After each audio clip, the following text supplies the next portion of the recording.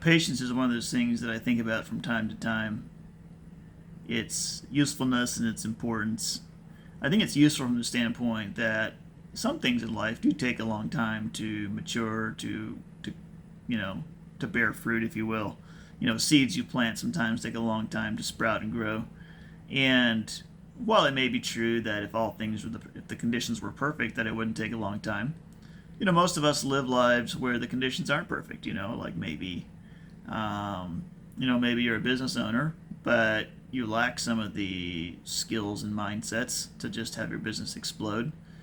Or maybe you're in an industry where the growth is slower. And so, for you, the seeds you plant, you're just going to have to wait longer until they sprout. And you could say, well, I mean, that's just a failing of the business person. They should be able to make those seeds sprout faster. And, maybe so. But I mean, most of us, if success were if outstanding success were common, then it wouldn't be outstanding anymore, right? So the I think that it's easy to compare our regular life to other people's highlights and become quite dissatisfied with the pace at which we're achieving things. Um, so I think that can be quite useful in terms of giving us more peace, more contentment, more, we're working towards a goal. I can see we're making some progress. We're not there yet, but that's fine. We'll go with God's timing on it. Whenever He wants to bring things to pass, we'll let Him bring it to pass. I'll be faithful to plant seeds. I'll do what I can. I'll listen to Him. I'll collaborate. I'll work with Him. But I'm not going to have a mad scramble because I'm patient. And so I think it can be very useful. Um, and I think that it's probably a little hard to paint in broad strokes the let's say it's right or wrong to grow a business at a certain pace. But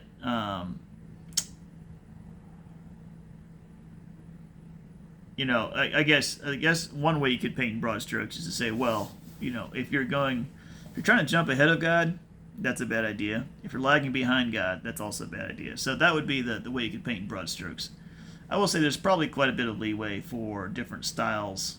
Some people love to be much more aggressive in their growth. Other people are much more conservative. And I think that some people are willing to sacrifice, like to take major risks and to make major sacrifices in the short term for for a benefit they hope will be around the corner. There's other people who are more of a let me live life in a sustainable, enjoyable way today that slowly makes progress toward the goal, and we'll get there eventually. And both approaches can be valid. I do think it's very easy. It's very possible to make some very bad compromises, though. So, take for instance, a lot of people are starting. Maybe not as much anymore. Actually, maybe this was more back, 10 to 40 years ago. But I think that I'm getting a little distracted here by people pulling in. I think construction workers on the house next to us here. Um, but there's some very bad trades you can make, some very bad things that impatience can do to you. So it can cause you to cheat and to make shady deals to try to get ahead. It can cause you to spend uh, when your kids are young, to spend all your time working. And you're like, well, once I make progress to this goal, and then I'll take some time off and we'll have a great vacation, right? It's like, well, okay, great, but then the kids are teenagers. You've never been around. They hate your guts. And your vacation's not going to be that much fun at that point, right?